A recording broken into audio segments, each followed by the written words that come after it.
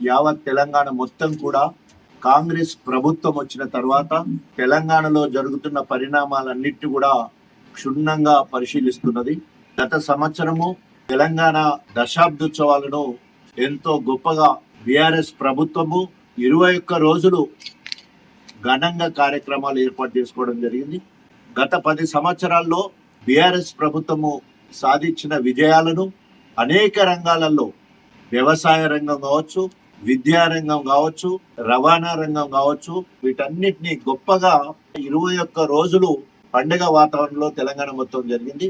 ఈ రోజు రేవంత్ రెడ్డి పాలన పిచ్చోడి చేతిలో రాయి లెక్క ఉంది.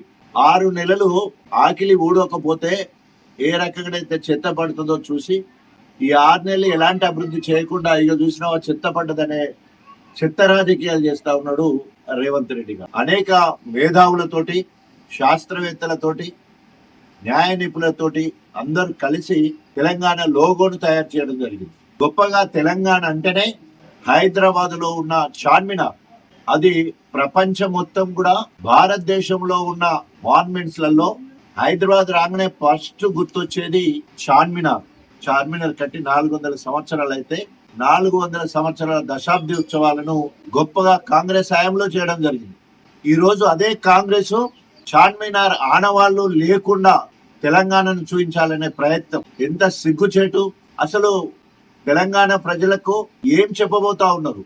ఓన్లీ ఎవరి ఆనవాళ్ళు తీయాలనుకుంటున్నారు?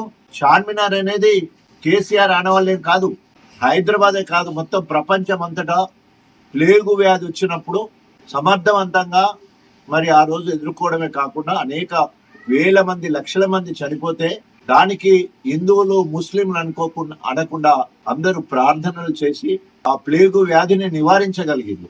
ఆ రకంగా అప్పుడున్న గోల్కొండ రాజధానిగా ఉంటే ఆ రాజధానిని హైదరాబాద్కి షిఫ్ట్ చేసి చార్మినార్ కట్టడం కాకుండా భాగ్యలక్ష్మి టెంపుల్ను ఒక పక్కన, మక్కా మసీదును దాని పక్కనే ఏర్పాటు చేసి మత సామరస్యానికి ప్రతీకగా నిలిచే చార్మినారు.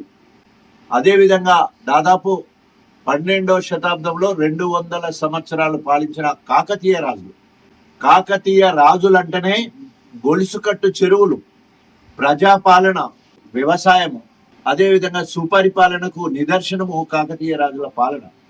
కళా నైపుణ్యము ఆ రోజు ఉన్నదానికి నిదర్శనంగా అందుకనే కాకతీయ కళాతోరణం అని పేరు పెట్టారు. కళాతోరణం అంటే కళలు వర్ధిల్లాలి అనే విధంగా గొప్పగా చేస్తే మరి తెలంగాణ రాజముద్రలో ఈ రెండింటిని పెట్టడం జరిగింది. ఈరోజు ఆ రెండుండడం వల్ల రేవంత్ రెడ్డికి వచ్చిన నష్టం ఏంటి? ఇప్పుడు ఆయన ఏదో పెడతారని చెప్పేసి రకరకాల పేర్లు తీసుకొస్తుంటే ఇప్పటివరకు ఏది కూడా ఫైనల్ చేయలేదు. ఎప్పుడైతే బీఆర్ఎస్ పార్టీ ఉద్యమం మొదలు పెడుతుందని హెచ్చరించడం తోక ముడుచుకున్నాడు, మళ్ళా సాటు మాటకు ఏదో చేయాలని ఆలోచన చేస్తా ఉన్నాడు. ఖబర్దార్, తెలంగాణ ఆత్మ గౌరవంతో కనుక నువ్వు పెట్టుకునేది ఉంటే నీ రాజకీయ పతనము స్టార్ట్ అవుతుంది.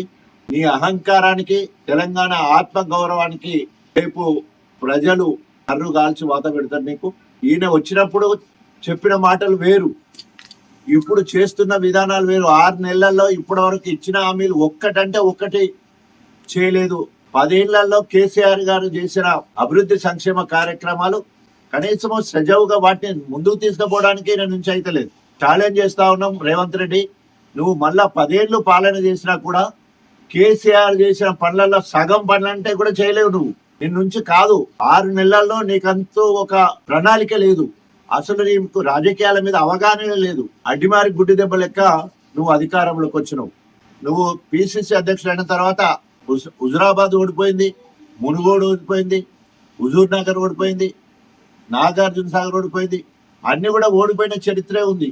ఒక పక్క ధర్నా చౌకులకు నేను పర్మిషన్ ఇస్తుందని చెప్పి ఈరోజు అప్రజాస్వామికంగా గన్ పౌంటీ దగ్గర అసెంబ్లీకి ఎదురుగా ఉన్న అమరవీరుల స్తూపానికి ఇనుప కంచె చుట్టించిండు రావద్దని. ఇవాళ ఎప్పుడైతే కేసీఆర్ గారు ఒక పిలుపునిచ్చిందో అమరవీరులకు నివాళులు అర్పిద్దాం, ప్రభుత్వం ర్యాలీ చేద్దాం 10,000 మందితో అని చెప్పేసి ఇవాళ కేసీఆర్ గారు పిలిపిస్తే నిర్బంధంగా ఈ రోజు అణిచివేసే కుట్ర చేస్తా ఉన్నాం.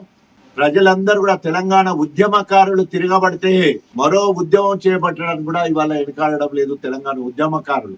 తెలంగాణ గీతానికి ఇక్కడ అనేక కవులు కళాకారులు సంగీత దర్శకులు అనేక మంది ఉన్నారు. నంది అవార్డులు కూడా తీసుకునే వాళ్ళు ఉన్నారు. వాళ్ళందరినీ పక్కకు పెట్టేసి మరి ఆంధ్ర ఆయనను తీసుకోవాల్సిన అవసరం ఏమున్నది, కీరవాణిని తీసుకోవాల్సిన అవసరం ఏముంది? మన వాళ్ళను మనం గౌరవించుకోవడంలో ఉన్న గొప్పతనము ఆంధ్రోళనను గౌరవించాల్సిన పరిస్థితి ఎందుకు వచ్చింది?